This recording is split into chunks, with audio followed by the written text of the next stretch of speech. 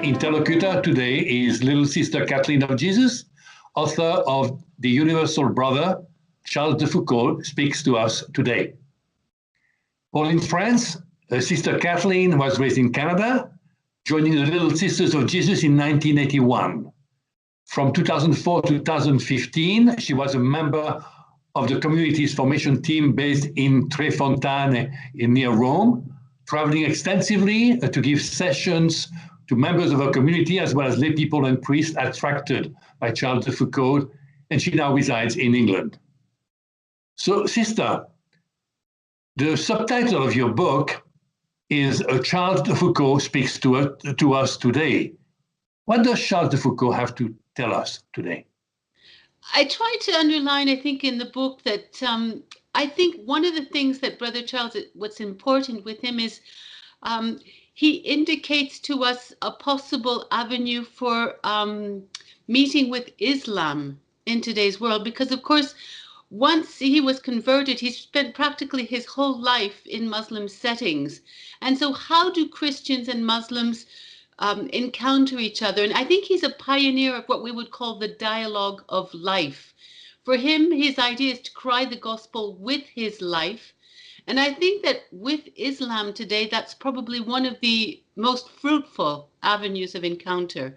And I think the other thing that Brother Charles has to say to us is the importance of contemplation for mission, and how to live a contemplative life without being cloistered, but a contemplative life in the world. He's a pioneer for that too, something which today's world needs to rediscover, because there's a great need and thirst for deepening contemplative life. Oh, this is interesting. That's a great point, because so many people today are seeking paths to contemplation actually outside of the Christian tradition. So you're saying Brother Charles has something to bring to us from that perspective as well. And we need to rediscover that contemplative dimension of Christianity, which allows you to live a contemplative life and at the same time be rooted in what is an ordinary life that 99% of people experience on this planet. You know, that God is not something reserved for the 1% who have the luxury of a cloister. Yes, definitely. Not having to work, not having to. Yes, because all of us live in the midst of a very busy world. So very busy, very noisy, very demanding, very absorbing. Now, you call Charles de Foucauld the universal brother. How is he universal? His experience was so specific. I mean, a hermit in the Sahara Desert. What makes him universal? That title is something that he used about himself in a very specific moment in his life when he was living at Beni Abbas, which was a kind of a time where he was living as a hermit, but Beni Abbas was an oasis which had been freshly conquered by the French colonial army, and it was what I call a place of fracture, because you had the French officers. Then you had the Arab soldiers serving in the French army. So there was 600 of them. Maybe there was 100 or 200 actually French soldiers. Then you had in the villages, you had the Berber village. Then you had the Arabic village. And then you had the slaves. Mm-hmm. So there was all these different factions who are at odds with each other. And Brother Charles, in that environment, wants to be a brother.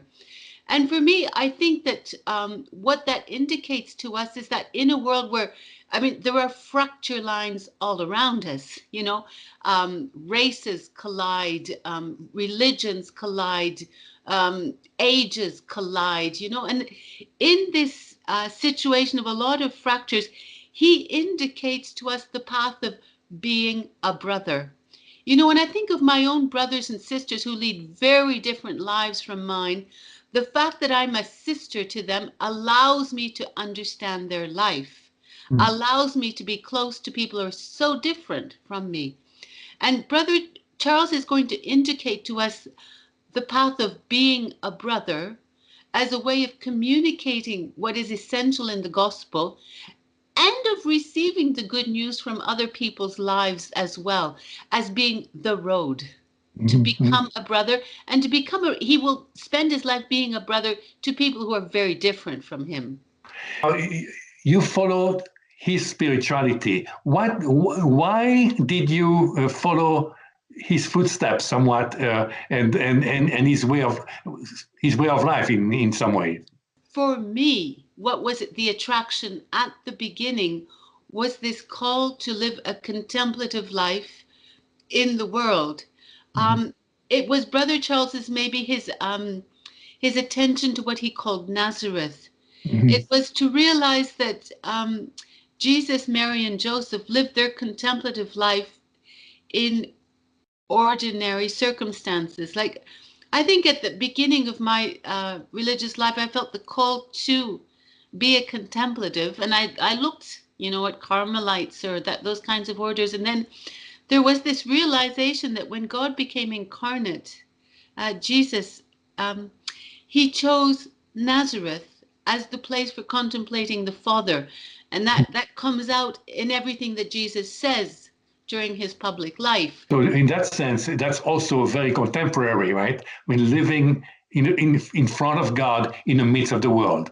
Yeah, and I think it's the great desire of people, is because you're in this world, and I think we also have a mission to love the time we live in, with all its difficulties, and to love this time, to love this world. I think for me, as a little sister, the great gift of my my contemplative life is to realize why God so loved the world.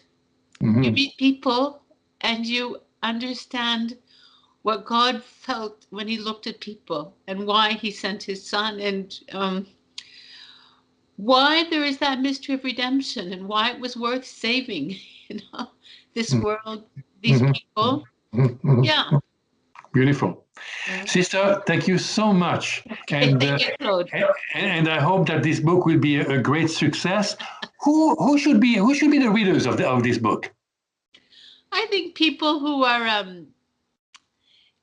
seeking to deepen their contemplative life in this world today. I think it obviously will speak also to people who are questioned by Islam today. But I think it's, as I say, it's a way of living the gospel in today's world. You have to not look for where there's success and big numbers, but where the Spirit is. It seems to me that the Spirit is, we are very few in number, the Little Sisters of Jesus, and yet I would choose this way of life again 10 times. It's just such a way of following Jesus in today's world. Thank you very much. Okay, Sister. thank you, Claude.